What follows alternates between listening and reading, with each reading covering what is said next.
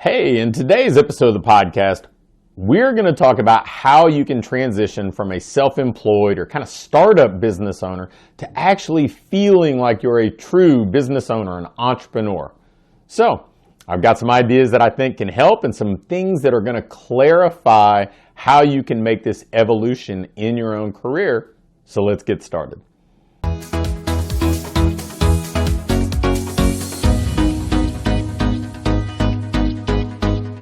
One of the more common questions I get from fitness business owners is how somebody can transition from being the kind of jack of all trades where they're working that early morning shift, they're catching up on their kind of ownership or managerial role in the middle of the day, and then they're having to work evenings, how they can kind of graduate from that and feel like they have some of that flexibility or freedom that they envisioned when they started a business.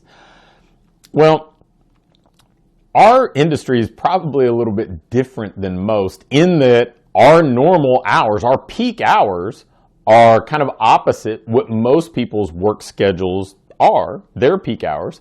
And so it feels a little bit more trying to us. And so I think that our industry probably leads to burnout a little quicker, and this topic comes up maybe even more in our industry than most.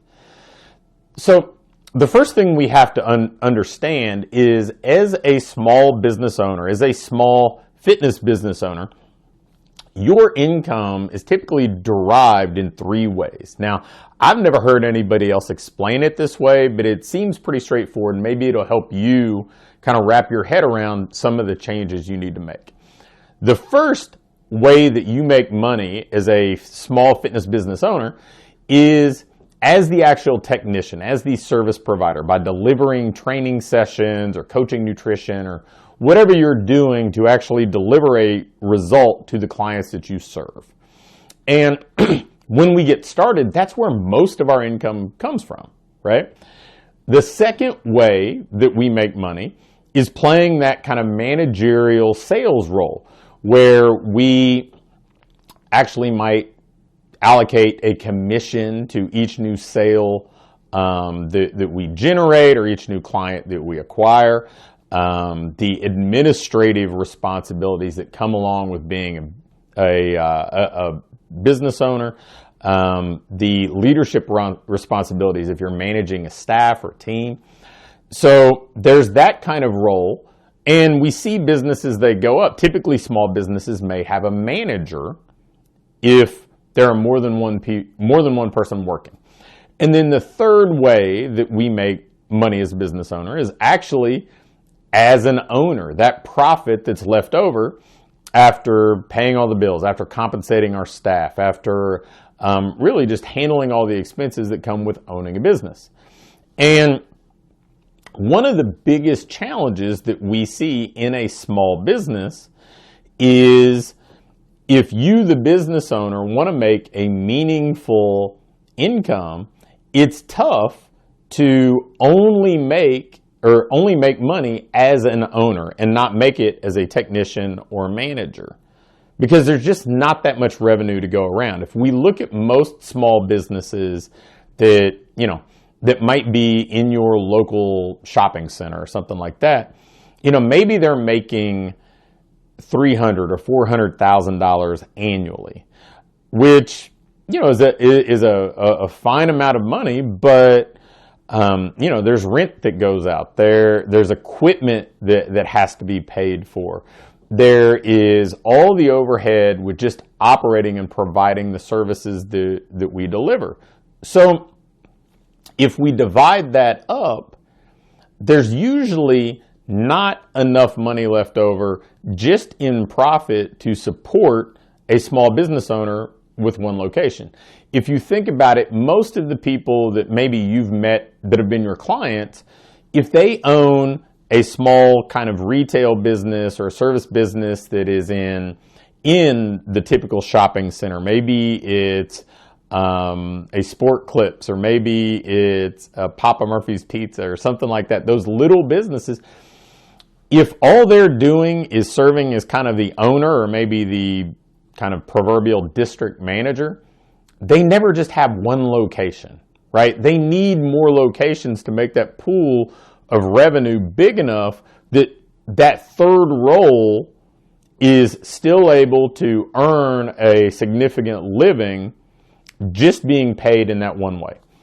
So the first thing that we have to do is decide, okay, how much money do I actually need to make if I'm trying to graduate out of my kind of heavy technician role, and then look at the profit that our business produces. Is that enough? Because if it's not, then we're probably going to have to play more roles than just wearing that one hat, or we're going to have to scale our business in some way, bigger location, multiple locations, or some other form of scaling, licensing, franchising, you name it.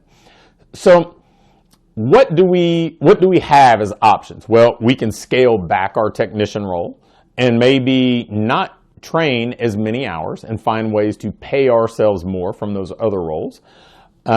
We can move more into just the kind of managerial salesperson role with the ownership role and just pay ourselves from those two categories and have other people do just all the technician stuff.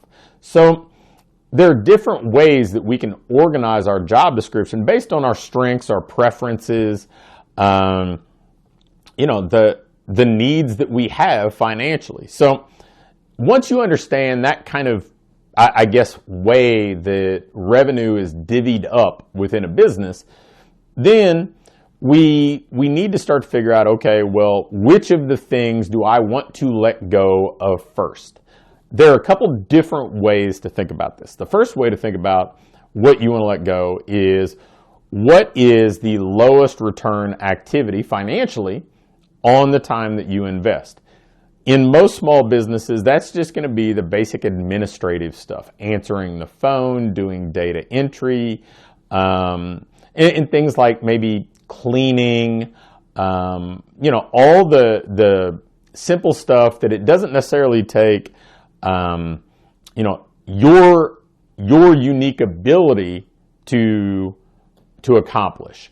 Stuff that, yes, you can do, but a lot of other people can do.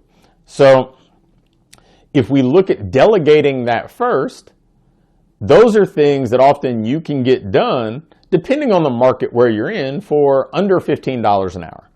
Ideally, as a business owner, your time is worth more than that $15 an hour. So the hours that you delegate to somebody else, you have to elevate your role so that you're making $30, $50, $75, $100 an hour with that same time. And once you've elevated your role enough, like where you're making $100 an hour, you don't have to trade hour for hour anymore. You can work 1 hour, delegate 3 hours of $15 an hour work, and still have made significantly more money. Now, the second thing that we want to look at when it comes to delegation is the stuff that you, frankly, just don't enjoy doing, whether that's training a 5 a.m. session or things that just, aren't particularly fulfilling to you in the business. And we want to look at delegating those, because for you to bring your best every day, for you to develop a team, for you to be a great ambassador for your business, you need to be energized. And so you can't do things that are energy drains continually without suffering some sort of negative consequence. So when we think about delegation and elevation, we want to start by identifying low return activities or things that just drag you down, things that are not a fit for you if you eventually want to play your best role in the business. And we want to systematically and sequentially, typically, hand those off one by one. And each time we do it, we're moving towards our best role in the business, the role that pays us the best for the time that we invest, and also fulfills us so we're a better person with the hats we do wear. We're a better leader, we're a better manager, we're a better salesperson or representative of the business, and we're a better coach if we're still coaching. So how do we actually delegate and succeed doing it? Well, you need to set up the person that is taking over the roles or responsibilities that you're handing off. You need to set that person up to succeed. You need to both help them understand their role as it relates to the vision, so they understand how this all kind of accomplishes the big picture, right? They need to understand, if they're tasked with cleaning the gym, they need to understand why that's not just tedious, why that's not just boring, but why that helps to create a better culture, a better experience, why it is a marketing tool for somebody who's coming in on a trial and getting their first impression of your business. And then, we need to train them to do that, which means having a system, a step-by-step system that you document, which is usually just the way that you do it, documented, likely in video, because that's the way that most people learn. And then you need to coach them to accomplish this. So the thing that I see people struggle with is they get so burned out by doing the task that they're like, hey, I'm just going to throw some money at this and the problem goes away. I won't have to deal with it anymore.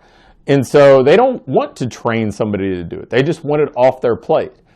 But that's setting that person who's assuming this role up to struggle, and ultimately probably going to make them a worse employee. It's probably going to make them consider wanting to leave and find something else that's more fulfilling to them.